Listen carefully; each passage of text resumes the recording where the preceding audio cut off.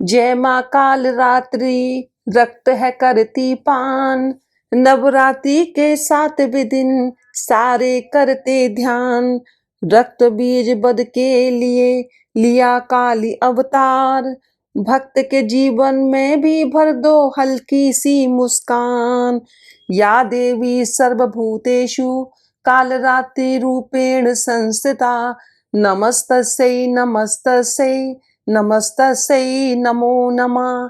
जयंती मंगला काली भद्रकाली कपालिनी, दुर्गा क्षमा शिवा धात्री स्वाहा स्वधा नमोस्तुते। आप सभी को नवरात्रि की हार्दिक शुभकामनाएं। मैं डॉक्टर मनीषा शर्मा आप सभी का हृदय से स्वागत करती हूँ। आज के इस वीडियो में मैं आपको माँ कालरात्रि की कथा सुनाऊंगी। तो चलिए अपने इष्ट देव को प्रणाम करते हुए आज की कथा का शुभारंभ करते हैं। नवरात्रि का 7वां दिन माँ कालरात्रि का दिन है। भूमंडल की अधिष्ठात्री देवी ये माँ कालरात्रि को समर्पित है। कालरात्रि देवी दुर्गा का ही एक रूप है, जिसे दैत्य रक्तबीज के वध के लिए माता ने अपने तेज से उत्पन्न किया था। माँ दुर्गा की 7वीं शक्ति कालरात्रि के नाम से जानी जाती है। इनका शरीर का रंग काला है, जो अंधकार का प्रतीक है। इनके बाल बिखरे हुए हैं, जो इनकी उग्रता का प्रतीक है। इनके गले में बिजली की माला है, जो इनकी शक्ति का प्रतीक है।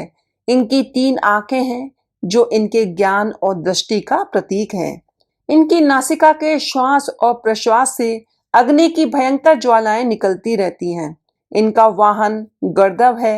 ऊपर उठे हुए दाहिने हाथ की वरमुद्रा से सभी को आशीष प्रदान करती हैं। दाहिनी तरफ का नीचे वाला हाथ अभय मुद्रा में है। बाईं तरफ के ऊपर वाले हाथ में लोहे का कांटा तथा नीचे वाले हाथ में खड्ग यानी कि कटार है। माँ कालरात्रि का स्वरूप देखने में अत्यंत भयानक है, लेकिन ये सदैव शुभ फल ही देने वाली हैं। इसी कारण इनका एक नाम शुभंकरी भी है। अतः इनसे भक्तों को किसी भी प्रकार भयभीत होने की आवश्यकता नहीं है। पौराणिक कथाओं के अनुसार शुंभ, निशुंभ और रक्तबीज नामक 3 दुष्ट दैत्य थे। इन तीनों ने मिलकर तीनों लोकों में हाहाकार मचा दिया था। समस्त प्राणियों और देवताओं के सामने जीवन का संकट उत्पन्न हो गया था। इन दुष्ट दैत्यों के बल के आगे कोई भी अस्त्र शस्त्र टिक नहीं पा रहा था। परेशान होकर सभी देवतागण भगवान शिव के पास पहुंचे और उनसे समस्त प्राणियों और अपने प्राणों की रक्षा की गुहार लगाई। शिव जी ने देवताओं की व्यथा को समझते हुए उन्हें शीघ्र ही इस संकट से छुटकारा दिलाने एवं समस्त प्राणियों की सुरक्षा का वचन दिया। शंकर जी को पता था कि इस दैत्य का संहार माता पार्वती ही कर सकती हैं। तत्पश्चात भगवान शिव ने माता पार्वती से कहा, आप आदि शक्ति जगत जननी हैं। आपके तेज का सामना तीनों लोकों में कोई नहीं कर सकता है। आप इन दुष्ट राक्षसों का वध करके इस सृष्टि की रक्षा करें। शिव जी की आज्ञा पाकर मां भगवती ने दुर्गा का रूप धारण किया और शुंभ, निशुंभ एवं रक्त बीज का वध करने निकल पड़ी। मगर उन दानवों को समाप्त करने में एक विकट समस्या थी। रक्त बीज को यह वरदान मिला था कि जहां भी उसके रक्त की एक भी बूंद गिरेगी, वहां रक्त बीज जैसा दूसरा दानव उत्पन्न हो जाएगा, जिसके कारण उसका वध करना अत्यधिक कठिन था। मां दुर्गा ने दानवों की सेना का संहार करना आरंभ कर दिया। भीषण युद्ध हो रहा था। ऐसा लगता था जैसे ये पृथ्वी रक्त से लाल हो जाएगी। मां दुर्गा अपने सिंह पर सवार होकर दानवों के खेमे में प्रलय मचा रही थी। उनका रौद्र रूप देख दानव भय से कांप रहे थे। चारों तरफ रक्त और शवों का अंबार लग गया। सभी दानव काल के गाल में समा गए। मगर अभी असली कार्य तो रक्त बीज का वध करना था। मां दुर्गा जब भी रक्त बीज पर प्रहार करती, वो हंसने लगता और जहां भी धरती पर उसका रक्त गिरता, सैकड़ों रक्त बीज पुनः उठकर माता से युद्ध करने लगते। माता समझ गईं कि इसका वध करने के लिए इसका रक्त भूमि पर नहीं गिरने देना है।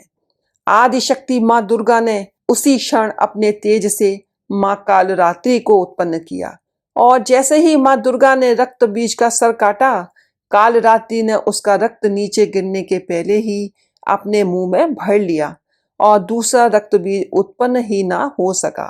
इस प्रकार माँ दुर्गा की स्वरूप कालरात्रि प्रकट हुई और रक्त बीज का वध हुआ। तब से माँ कालरात्रि देवी के 7वें स्वरूप के रूप में स्थापित हैं। दुर्गा पूजा के 7वें दिन माँ कालरात्रि की उपासना का विधान है। इस दिन साधक का मन सहस्त्रार चक्र में स्थित रहता है। उसके लिए ब्रह्मांड की समस्त सिद्धियों का द्वार खुलने लगता है। इस चक्र में स्थित साधक का मन पूर्णतः माँ कालरात्रि के स्वरूप में अवस्थित रहता है। उनके साक्षात्कार से मिलने वाले पुण्य का वह भागी हो जाता है। उसके समस्त पापों विघ्नों का नाश हो जाता है। उसे अक्षय पुण्य लोकों की प्राप्ति होती है। माँ कालरात्रि दुष्टों का विनाश करने वाली है। दानव, दैत्य, राक्षस, भूत, प्रेत आदि इनके स्मरण मात्र से ही भयभीत होकर भाग जाते हैं। ये ग्रह बाधाओं को भी दूर करने वाली हैं। इनके उपासक को अग्नि भय, जल भय, जंतु भय, शत्रु भय, रात्रि भय आदि कुछ नहीं रहता।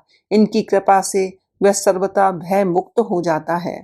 माँ कालरात्रि को गुड़ व हलवे का भोग लगाना चाहिए। इससे वे प्रसन्न होती हैं और भक्तों की मनोकामना पूर्ण होती है। चलिए अब सुनते हैं माँ कालरात्रि की दूसरी दुर्लभ और पौराणिक कथा। एक बार दारुक नाम के असुर ने ब्रह्मा को प्रसन्न कर शक्तिशाली होने का वरदान प्राप्त किया और कहा कि मेरी मृत्यु किसी से भी ना हो। ब्रह्मा ने जब अजर अमर होने का वरदान देने से इनकार किया तो उसने कहा कि अच्छा ऐसा करें कि मेरी मृत्यु किसी स्त्री से ही हो। ब्रह्मा जी ने कहा तथास्तु। दारुक को घमंड था कि मुझे कोई स्त्री मार ही नहीं सकती। वरदान से वह देवताओं और विप्रजनों को प्रलय की अग्नि के समान दुख देने लगा। उसने सभी धार्मिक अनुष्ठान बंद करा दिए तथा स्वर्गलोक में अपना राज्य स्थापित कर लिया। सभी देवता ब्रह्मा और विष्णु के पास पहुंचे। ब्रह्मा जी ने बताया कि यह दुष्ट केवल स्त्री द्वारा मारा जाएगा।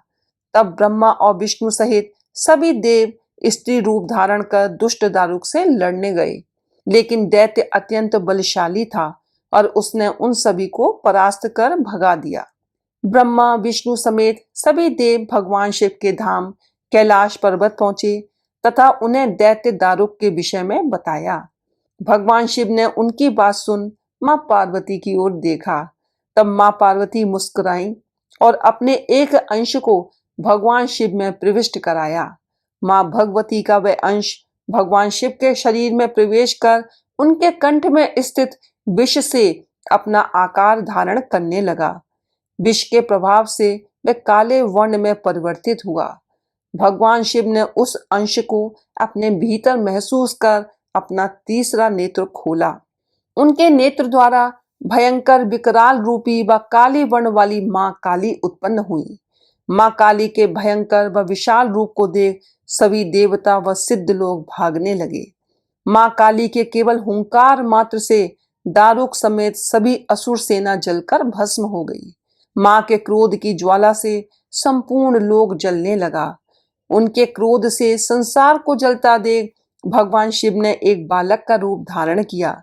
शिव शमशान में पहुंचे और वहां लेटकर रोने लगे। इस रोने के कारण ही उनका नाम रुरु भैरव पड़ा। जब मां काली ने शिव रूपी उस बालक को देखा तो वह उनके उस रूप से मोहित हो गईं। वात्सल्य भाव से उन्होंने शिव को अपने हृदय से लगा लिया तथा अपने स्तनों से उन्हें दूध पिलाने लगी। भगवान शिव ने दूध के साथ ही उनके क्रोध का भी पान कर लिया। उनके उस क्रोध से 8 मूर्ति हुई जो क्षेत्रपाल कहलाईं। शिव जी द्वारा मां काली का क्रोध पी जाने के कारण वे मूर्छित हो गईं। देवी को होश में लाने के लिए शिव जी ने शिव तांडव किया। होश में आने पर मां काली ने जब शिव को नृत्य करते देखा तो वे भी नाचने लगी, जिस कारण उन्हें योगिनी कहा गया। लिंग पुराण के अनुसार उस क्रोध से शिव जी के 52 टुकड़े हो गए। वही 52 भैरव कहलाए। तब 52 भैरव ने मिलकर भगवती के क्रोध को शांत करने के लिए विभिन्न मुद्राओं में नृत्य किया। तब भगवती का क्रोध शांत हो गया। इसके बाद भैरव जी को काशी का आधिपत्य दे दिया तथा भैरव और उनके भक्तों को काल के भय से मुक्त कर दिया। तभी से वे भैरव यानी कि काल भैरव भी कहलाए। चलिए अब सुनते हैं माँ कालरात्रि की आरती। कालरात्रि जय जय महाकाली, काल के मुंह से बचाने वाली, दुष्ट संहारक नाम तुम्हारा, महाचंडी तेरा अवतारा, पृथ्वी और आकाश पे सारा, महाकाली है तेरा पसारा।